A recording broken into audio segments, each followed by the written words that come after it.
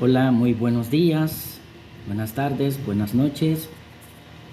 En esta ocasión quería traerles una enseñanza o lo que la Biblia nos muestra acerca del carácter de un profeta menor. Y este profeta es bastante conocido y es el profeta Jonás, ¿verdad? Muchos podrán reconocer, ¿verdad?, este nombre por el acontecimiento que le pasó a este profeta que estuvo dentro del, de un gran pez, ¿verdad? Y ya sabemos la historia, ¿verdad? Que por qué este profeta estuvo 3 días y 3 noches dentro del cuerpo de ese gran pez. Pero ahorita vamos a estudiar el carácter de este profeta. Vamos a estudiar la Biblia y espero que estén en la Biblia y sean como los bereanos. Cuando el apóstol Pablo les predicó el evangelio, las personas de Berea vieron las escrituras, compararon lo que el apóstol Pablo, les predicaba con las escrituras. Así debemos de ser nosotros. Debemos comparar, ¿verdad? Debemos de pasarlo por el filtro de la escritura, todo lo que nos predican o escuchemos nosotros. Jonás, un profeta menor. Este libro no es profético en el sentido en que se suele hablar de los demás libros, ¿verdad?, de este género, por ejemplo, Isaías, Ezequiel, Daniel, ¿verdad? Porque ciertamente estos profetas mayores son una colección, ¿verdad?, de oráculos proféticos, ¿verdad? El libro de este profeta se presenta más bien como una sencilla narración de la comisión de Dios a este profeta. Este profeta consta de 4 capítulos, es pequeño, ¿verdad? Y vemos cuál es el propósito de Dios con este profeta. Es darle una misión. Pero vamos a ver el carácter que tuvo este profeta. Vamos a leer el capítulo 1, versículo 3. Dice la palabra de Dios: y Jonás se levantó para huir de la presencia de Jehová, después de que Dios le dio la comisión de ir a predicar a Nínive. Jonás lo primero que hace es huir e irse de la presencia de Dios. Vemos en el capítulo 1, dice: vino palabra de Jehová a Jonás, hijos de Amitai, diciendo: levántate y ve a Nínive, aquella gran ciudad, y pregona contra ella, porque ha subido su maldad delante de mí. Esa es la misión que Dios le da al profeta Jonás. A Jonás, ¿verdad? Y vemos que lo primero que Jonás hace es huir de la presencia de Jehová. Huir de la presencia de Jehová. Y vemos las características del carácter de este profeta en los primeros 3 versículos. Desobediente al mandato de Dios, cobarde, fugitivo, arrogante, soberbio, egoísta. Cualquier parecido con la iglesia en estos tiempos. Dios en su palabra nos ha dado una comisión. Una gran comisión es ir y predicar el evangelio de las buenas nuevas, el evangelio de Jesucristo. En otras palabras, ir a hablar de Jesucristo, no a otras cosas, no a hacer fiesta, no a hacer actividades. Es ir y hablar de la obra redentora de Dios en su Hijo Jesucristo. Esas son las buenas noticias de salvación. No podemos ponernos a estar inventando. No podemos inventar el abuelada, como diría un nicaragüense. Evangelizar es hablar de Jesucristo. Es hablar de Jesucristo. Y vemos las primeras características de este profeta: desobediente al mandato de Dios, desobediente a la comisión de Dios. Ahora, pregunta: ¿tú como cristiano lo haces? ¿Sales a predicar a Cristo? ¿Sales a predicar las buenas noticias? ¿Compartes el evangelio en las calles, en tu trabajo, en los buses, donde quiera que te encuentres?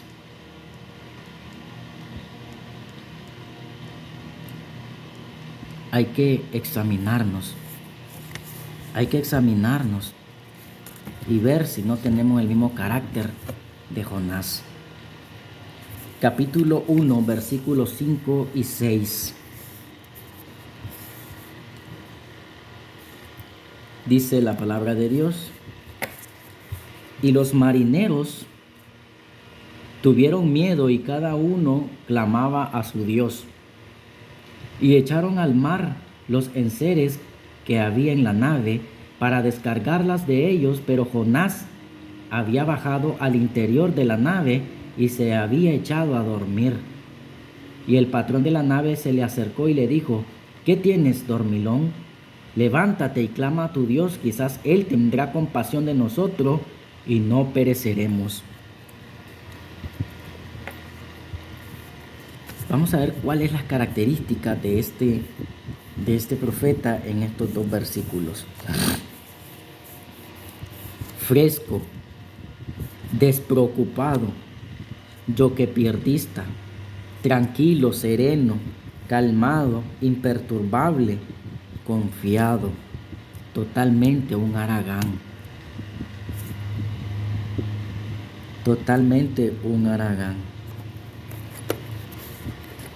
Que tal vez en su mente decía: si muero, pues muero. Vemos la comodidad que tenía él, que hasta se echó a dormir, sabiendo lo que pasaba. Sabiendo lo que pasaba.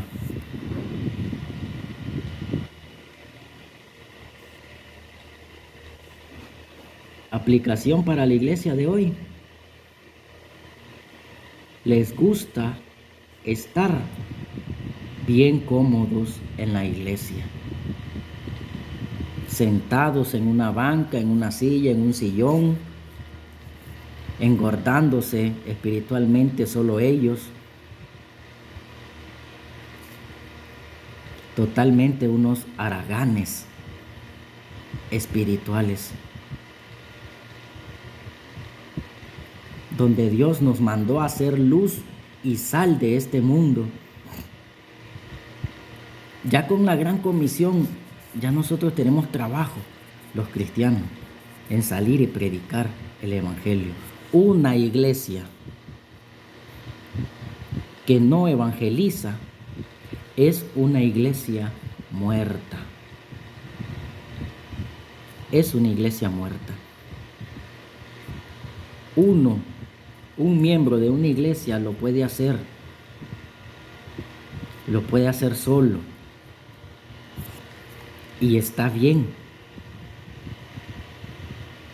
Pero, ¿qué pasa con la iglesia local? ¿Qué pasa con la iglesia local? ¿Qué amor tiene una iglesia local hacia a los que están allí en ese mundo perdidos? Porque yo creo que todavía Dios tiene a mucho pueblo allá afuera y hay que predicar el evangelio. Hay que predicar el evangelio. No hay que ser haraganes, no hay que hacer fresco, no hay que ser despreocupados, no hay que ser yo que pierdista, no hay que estar cómodo en una iglesia local. Damos lo que dice el versículo 9. Y él le respondió, Jonás: soy hebreo y temo a Jehová, Dios de los cielos, que hizo el mar y la tierra.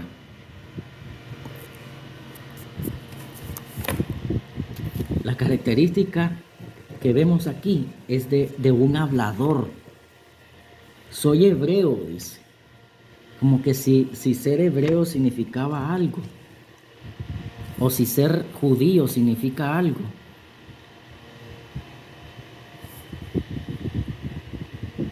Dice que es y no es. Cualquier parecido con esta realidad, con la realidad de algunos cristianos, es coincidencia. Que dicen: yo soy cristiano, yo soy bautista, yo soy pentecostal, yo temo a Dios, yo voy a la iglesia, yo ayuno, etcétera, etcétera, etcétera. Pero de decirlo a hacerlo y vivirlo, hay un gran trecho, hay una gran diferencia. Por eso la palabra de Dios nos dice que seamos hacedores de la palabra, no tan solo oidores de la palabra.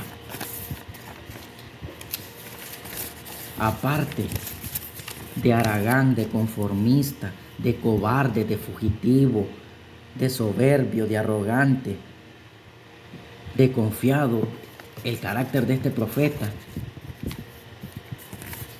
él era hablador. Él era hablador.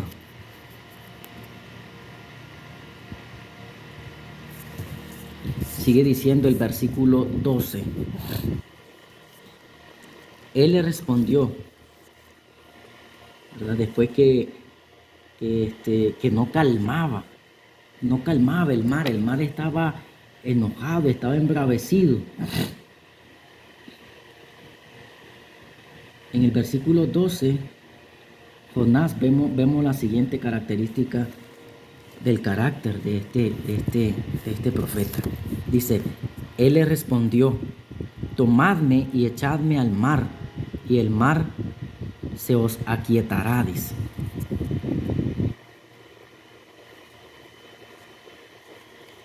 Se os aquietará, porque yo sé que por mi causa ha venido esta gran tempestad sobre vosotros, dice. Vemos otro carácter, otra característica, y es inmaduro. Debido a la circunstancia, se dejaba morir. Convencido de lo que estaba haciendo, huir de la presencia del Señor, sin importarles terceras personas o familia o hermanos en la fe.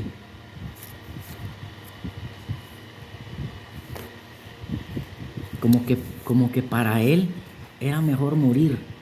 Vemos el egoísmo puro que tenía, y no tomando en cuenta también que habían otras personas en el barco que podían morir por causa de él.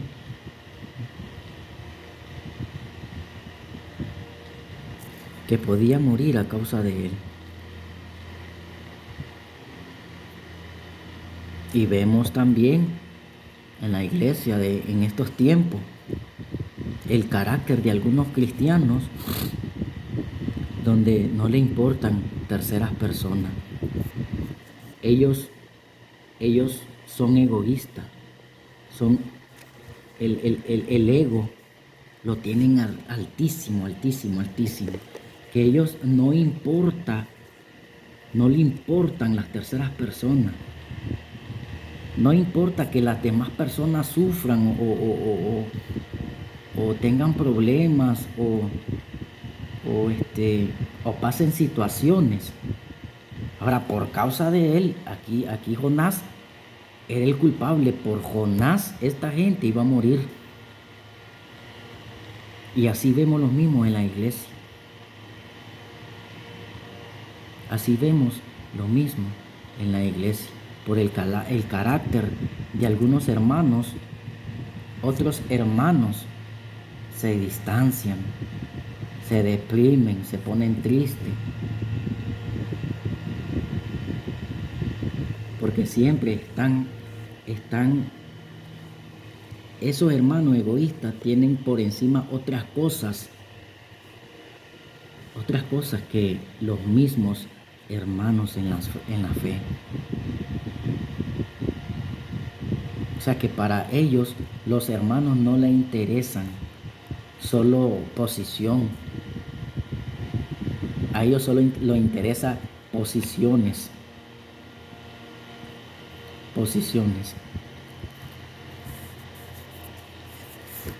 Vemos en el capítulo 2, versículo 1. Dice, entonces aquí ya Jonás ya estaba dentro del vientre del pez. Entonces ya vemos en el capítulo 2, versículo 1, que Jonás oró a Jehová, su Dios, desde el vientre del pez. Aquí vemos otro carácter, otra característica: miedoso, angustiado, atribulado. Mire qué contraste. En el capítulo 1 se mostró despreocupado, se mostró arrogante, soberbio, egoísta, se mostró fugitivo, desobediente. Pero ya aquí vemos que viene la prueba. Aquí viene, pudiera ser la disciplina de Dios contra él. En el capítulo 1, despreocupado, que a él le valía, a él era yoquepiartista, pero de inmediato cae la disciplina de Dios y se muestra miedoso, angustiado, atribulado. Hasta ahí lloró, hasta ahí oró Jonás al Señor en medio de la dificultad, en la tribulación, en la enfermedad, en la angustia. Un cambio temporalmente del carácter de Jonás. Un cambio temporal y esto es real. Esto es real porque vemos en algunos hermanos, algunos cristianos, supuestamente cristianos, que pueden que estén bien, despreocupados, no oran, no se congregan, no evangelizan, no les platican la palabra del Señor a otras personas. Pero llega el momento de la disciplina de Dios y allí sí se ponen a cuenta con Dios. Pero eso es temporal y si somos sinceros, vamos a reconocer esto, que mientras pasa la prueba, después nos confiamos y volvemos al mismo carácter que tenía Jonás en el capítulo 1. cambio temporal de Jonás. Y más adelante lo vamos a ver. Dice el capítulo 3, del 3 al 4. Y se levantó Jonás y fue a Nínive, conforme a la palabra de Jehová. Y era Nínive ciudad grande en extremo, de 3 días de camino. Y comenzó Jonás a entrar por la ciudad, camino de un día, y predicaba diciendo: de aquí a 40 días Nínive será destruida. Vemos que sigue con el carácter sumiso. El carácter que tiene ahí Jonás es de obediente, manso y presto al evangelio. Después de la prueba, vemos el carácter de Jonás, ese carácter cambiado ya. Este versículo que acabamos de leer, aquí hay profundidad acerca del evangelio. Y el ejemplo es en lo que predicaba Jonás, ¿verdad? Pero esto podría verse en otro video. Vamos a seguir viendo el carácter de Jonás. Ya en el capítulo 4. En el capítulo 4, versículo 1, vemos el cambio de carácter de Jonás. Dice: pero Jonás se apesadumbró, dice, en extremo, y se enojó. Esto es después que Jonás predicó en Nínive.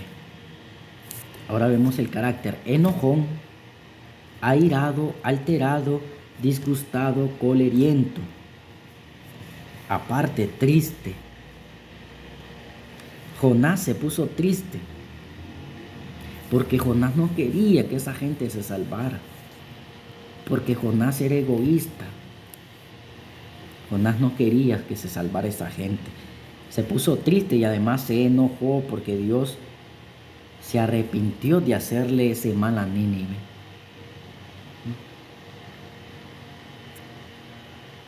Dios se arrepintió de hacerle ese mal a Nínive.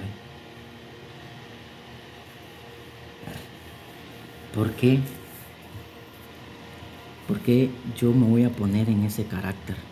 Si Dios quiere salvar al quien Él quiera salvar, Dios es soberano.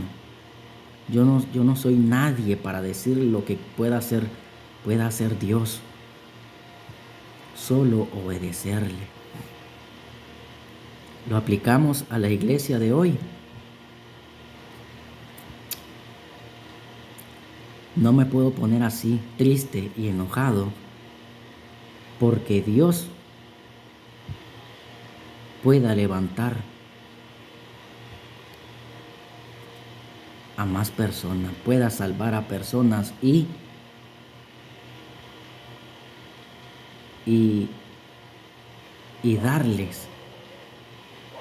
darles un ministerio.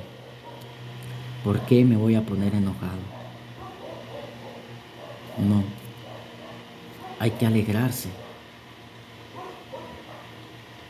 porque Dios está haciendo eso. No hay que ser egoístas. Si Dios quiere levantar a quien Él quiere levantar en una iglesia, Él es Dios. Y nosotros no somos nadie para decirle lo contrario o contradecirlo. ¿Por qué se enojó Saúl, el rey Saúl, con David?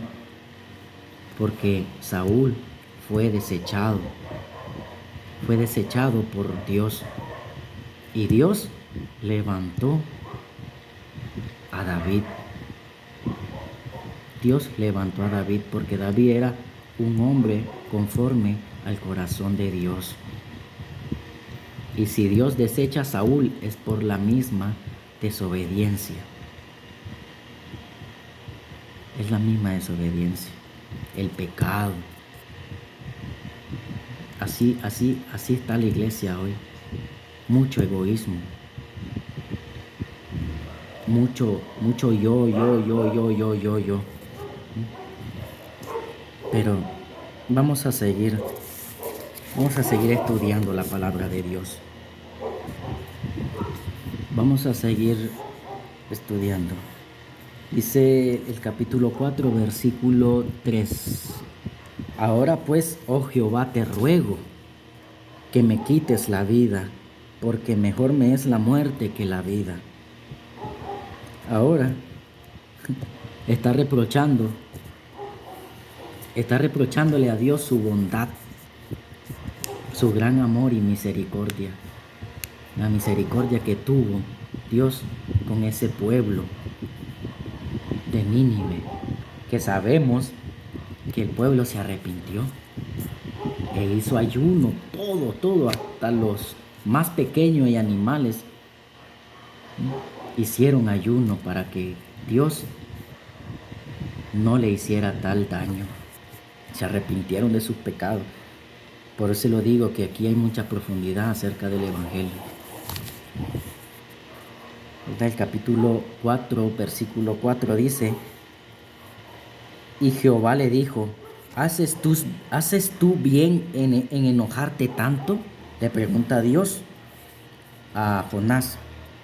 ¿Por qué te enojas tanto? ¿No soy clemente con el que quiero ser clemente?, le dice Dios, y misericordioso con el que quiera tener misericordia. Vemos que Dios le dice: ¿quién sos vos? ¿Quién sos vos para decirme a mí con quién debo tener misericordia y con quién no debo de tener misericordia? Yo soy Dios. Dios es un Dios soberano. ¿Por qué lo vamos a enojar por lo que Dios haga con nuestra vida? ¿Por qué lo vamos a enojar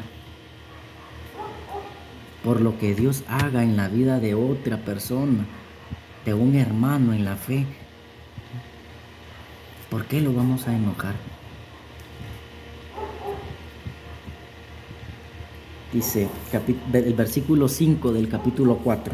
Y salió Jonás de la ciudad y acampó hacia el oriente de la ciudad, y se hizo allí una enramada y se sentó debajo de ella a la sombra hasta ver qué acontecía en la ciudad. Jonás quería que Nínive fuera destruido. Este es un hombre sin misericordia, un hombre egoísta, que no le importa las almas. A Jonás no le importaba Nínive. A Jonás no le importaba Nínive. Y vemos a muchas personas en la iglesia en la actualidad que no les importan las almas. No les importan las almas que se están perdiendo. Vemos el versículo 6 del capítulo 4. Y preparó Jehová Dios una calabacera, la cual creció sobre Jonás, para que hiciese sombra sobre su cabeza, y de librarse de su malestar. Y Jonás se alegró grandemente por la calabacera. Algunos se alegran por la salvación. Algunos se alegran por la salvación que Dios nos regala, sin importarle la gente de allá afuera. Muchos tienen este pensamiento: miren, yo ya soy salvo. Yo ya soy salvo. Con que yo sea salvo ya es suficiente.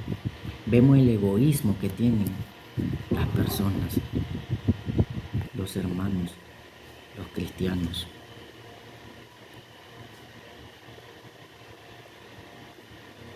Pueden decir: ahí verán, ahí se las arreglarán ellos con Dios. Eso es egocentrismo puro, egoísmo. Y Dios aborrece la soberbia y el egoísmo. Dice el versículo 8.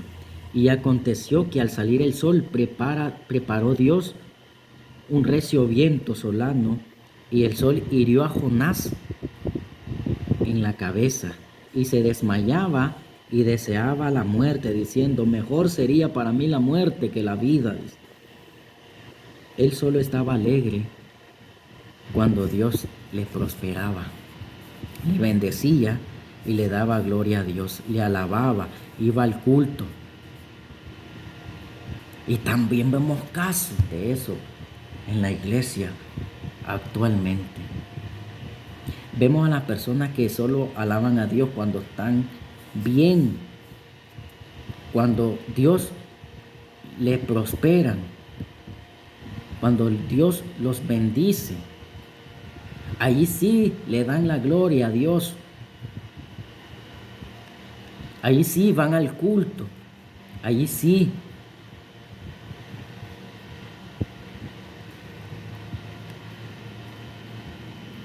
alaban a Dios. Pero en la tristeza desean morirse. Desean morirse y tal vez tienen este pensamiento: Dios me ha abandonado. Y Dios está allí. Dios está allí viendo cómo reaccionas a esa disciplina. Tal vez Él te está disciplinando.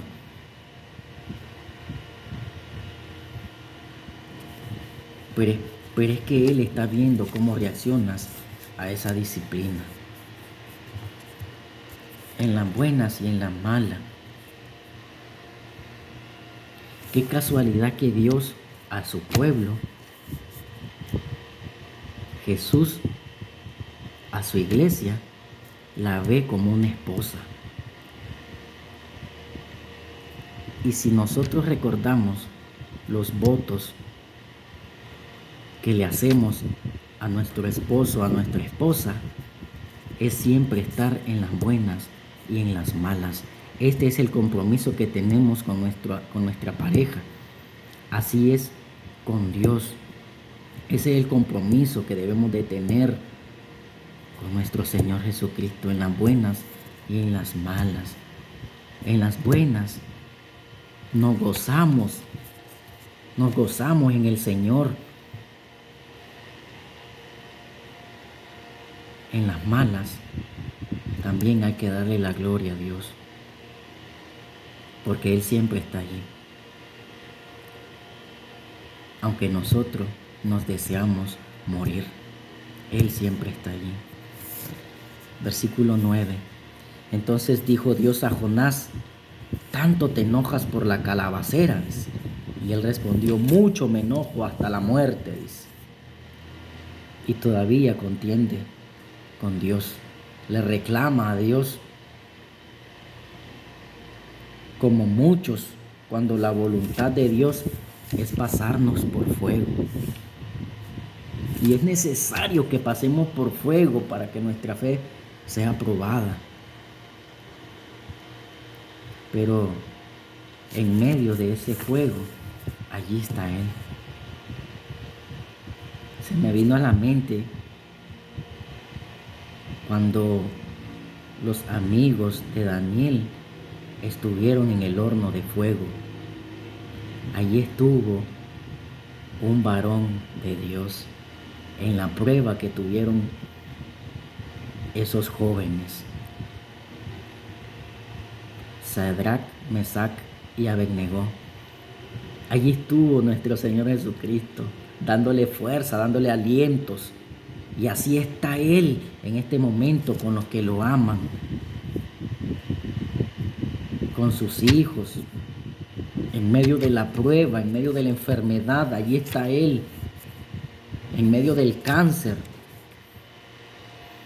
Allí está Dios dándonos fuerzas. En medio de las situaciones adversas que tú puedas estar pasando, allí está Dios dándote fuerzas, dándote aliento y diciéndote: no temas, yo estoy contigo. No tengamos el carácter de este profeta. No tengamos el carácter de este profeta. Por el contrario, tratemos de ser más sumiso a la voluntad de Dios. No crean, hermanos, que yo no lucho con esto. No crean que yo no lucho con esto. Pero hay que ponerlo en práctica.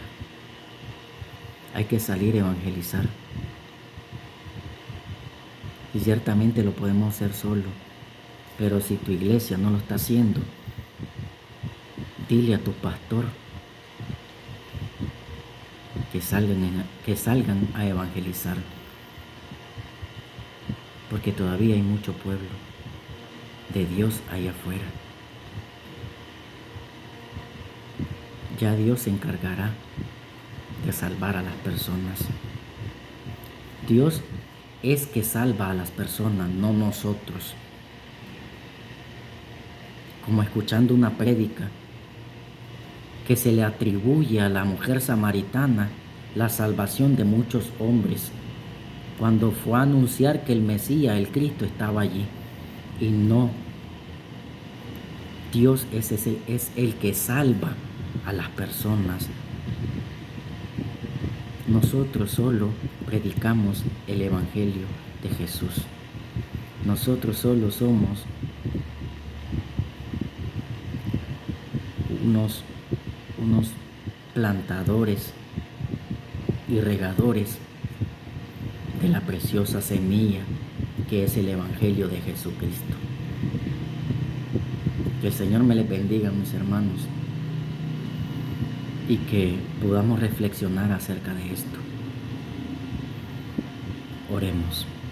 Padre, gracias, Señor, por el espacio, mi Dios, por la oportunidad que tú nos das de estudiar tu palabra, mi Dios. Sabemos que tú eres el que das el crecimiento, que tú eres el que salva a las personas por medio de tu Hijo Jesucristo, y que el Espíritu Santo es el que nos ayuda en nuestra santificación. Aquí toda la obra es de la Santa Trinidad, el Padre salvando a las almas por medio del Hijo, el Hijo que murió en la cruz del Calvario por cada uno de esas almas. Y el Espíritu Santo es el que nos ayuda a nuestra santificación. Nosotros no somos nada. Nosotros solo somos el recipiente de amor, el recipiente donde tú depositas el amor que nos tienes a nosotros. Por eso la gloria es tuya por los siglos de los siglos. Padre, la mies es mucha, como dice tu palabra, y los obreros pocos. Capacita, Señor, a más obreros. Capacita, mi Dios, con el verdadero evangelio a más personas, a más cristianos, para que podamos salir a predicar el evangelio en un mundo de tinieblas. Inquiétanos, Señor. Inquiétanos a salir de esas cuatro paredes, a predicar tu palabra. Te lo pedimos, Señor, en el nombre de Jesús. Amén, amén y amén. Que el Señor me les bendiga. Acuérdense dejar un like, suscribirse y compartir, que es lo más importante. Nos vemos.